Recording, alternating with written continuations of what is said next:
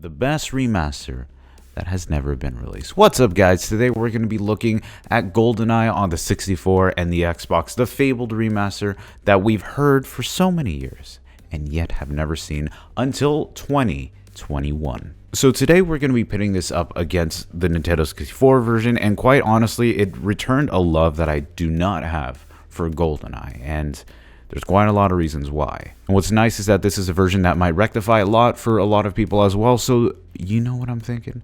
Today we're going to be going into a port versus port, a video series highlighting the similarities and differences of the vanilla and port versions of a singular title. So disclaimer, while I will be showing you footage of the Nintendo 64 via UltraHDMI, my 360s are broken and I have to use emulation. I never thought I would utter these words today, but let us begin comparing the Xbox version of Goldeneye with the Nintendo 64. It's pretty amazing.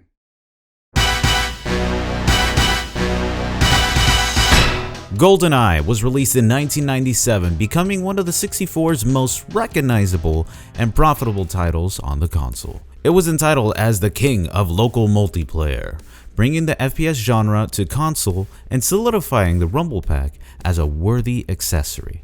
At this point in gaming history, titles such as Doom and Quake were exceptional for their level design, catchy music, and diverse weapon selection. 64-bit graphics in combination with a 3-axis stick makes navigation a fluid experience. On top of the 64's 3-prong controller, the Z-trigger truly feels as though shooting a weapon was more immersive than ever. While not as powerful or intuitive as a mouse and keyboard, the controller was a big step in the right direction. If the analog stick was the cake base, then the Rumble Pack was the frosting, adding a deeper layer of immersion through forced feedback. Gunshots, explosions, rockets in combination set Goldeneye apart from many 64 titles. And if those features weren't enough, the multiplayer is even more legendary than the game itself, being the first local FPS multiplayer. Multiplayer was an afterthought added in the final moments of development and yet became the most memorable. Deathmatch was the main appeal for up to 4 players, adding cheats to vary matches and strict rules to limit players for hilarity such as rocket kills.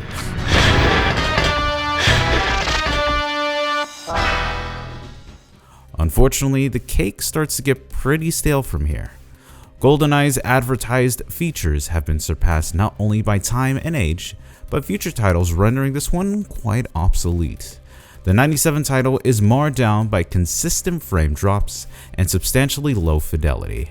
Firefights can dip from 10 to 15 frames or even worse during multiplayer when you're shooting grenades or rockets at each other.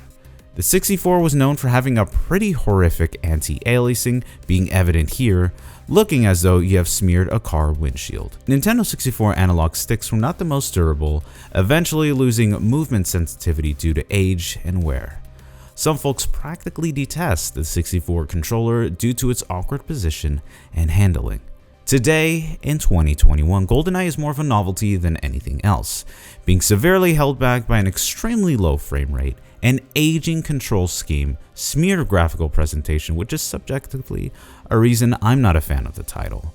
I'd rather have a nutsack kick than sludge through the horrific gameplay. Oh, he's actually limping. Holy sh... Oh! The Xbox remaster sets to not only rectify every limitation that the 64 proposes, but to surpass it, becoming one of the most incredible remasters to never be released. The legendary remaster has been teased for years, but never came to light simply due to a copyright trio between Nintendo, Rare, and Microsoft. It eventually faded into obscurity, only being mentioned a couple times throughout the years. While I do not know how the title was discovered, it has surfaced and leaked early this year as a beta release. As mentioned, the title will be played via emulation, so there will be discrepancies and slight inconsistencies, so bear with me on that. For a short answer of how the Xbox version operates, it rectifies every single aging complaint that people have with the 64 version and then surpasses it with brand new inclusions to modernize and give the aging title some new paint. The main menu opens up with a familiar but reorganized title screen, complete with single player, multiplayer, as well as help and options. This is a significant quality of life feature, which the 64 version's settings only have available during gameplay. Goldeneye Xbox benefits from a brand new 720p resolution with steady 60 FPS, rectifying any kind of slowdown that was previously on the 64. Gameplay has never felt so smooth, precise, and immersive thanks to the new hardware. I haven't found any kind of frame dips during explosions or due to enemies on screen. Similar to how the 64 retains 16:9 in either full, wide, or cinema viewpoints, opening the menu dictates the layout to be either in 4:3, 16:9, or even 21:9 for ultra widescreen monitors, all in either full, cinema, or widescreen perspectives. The team decided to go above and beyond with the remaster and set themselves to change every single graphical asset available. You can kiss the smudgy picture and aging developer NPCs like Grant Kirkhope goodbye, with brand new character models, textures, and skyboxes. The character models much closely represent their movie counterparts like 007's Pierce Brosnan. While they retain the exact animations as the 64, the new skins brighten up the picture and follow alignment with the rest of the title. Textures are some of the most faithful I've seen in a remaster, with the developers recreating vanilla assets and adding onto them. Barren, empty areas are now full of higher quality textures that add to the overall presentation. Foliage flourishes throughout the land of Goldeneye, as brand new trees and rippling water add new life that never existed. The best part is if you feel that the remaster ruins the original vanilla textures in any way, pressing the R trigger reverts to its original form. It has very similar clarity to the 64 while retaining the same assets for those who prefer a completely original experience. The 360 controller is considered to be one of people's favorite controllers with an even better control scheme. Rare has done a splendid job modernizing the control scheme that allows using a second stick that much easier to play. There's difficulty going back to the 64 controller, knowing that both the inferior stick and the C button layout exist when you have twin sticks that bring a sense of fluidity and fast movement Goldeneye was never able to produce. With such incredible improvements, how does this fare with multiplayer? It's pretty safe to say that multiplayer includes the same quality of life changes as single player with some great local deathmatch. 2 multiplayer modes have been included, starting with local. This retains the same notable gameplay that the 64 brings to the table with customizable match types, characters that retain their new graphical assets, and weapons such as guns or slappers.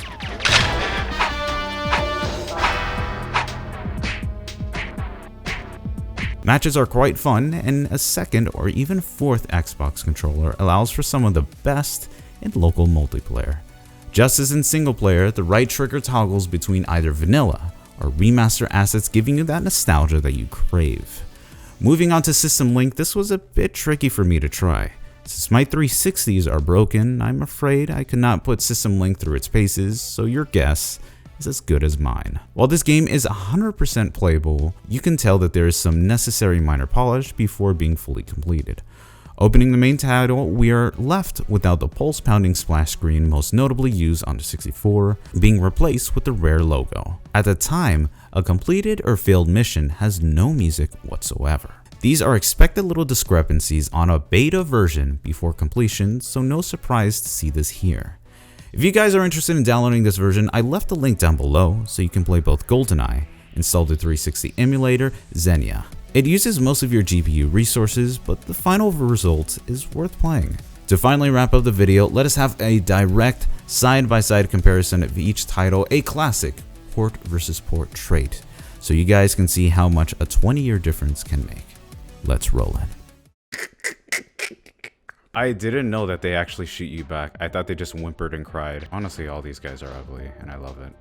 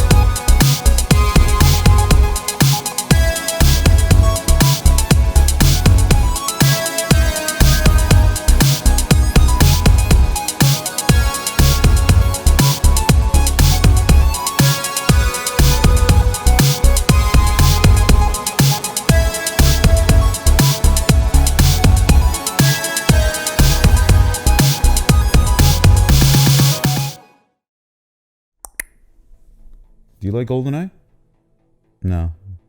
Okay, maybe you do. I don't know if he does. You know, with the way that his head is turning and mine, quite honestly, I'm pretty surprised how incredible the Xbox Live version is of this. It makes sense that this version actually has been released, you know, due to copyright and, you know, even some fourth fronting from Nintendo. But it's nice to see this kind of coming back into the wild for people to try, and quite honestly, this has truly returned my love for the franchise, and I am very, very happy with it. I think subjectively I don't like it just because of a lot of the shortcomings that have aged and plagued the title, but I think the Xbox version has rectified that. Thank you guys so much for looking at the video. I hope you enjoyed it. If you're interested, give me a like, a subscribe, and comment. Do you guys like GoldenEye for the Xbox, or would you prefer the Nintendo 64 despite its shortcomings? Let me know in the comments below.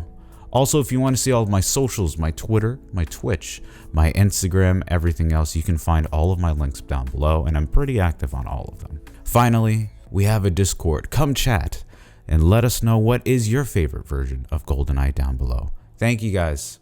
I really appreciate it. I hope you enjoyed the Sport vs. Sport. Can you say bye to them? He's kind of pissed at my opinion, honestly. You guys might be too.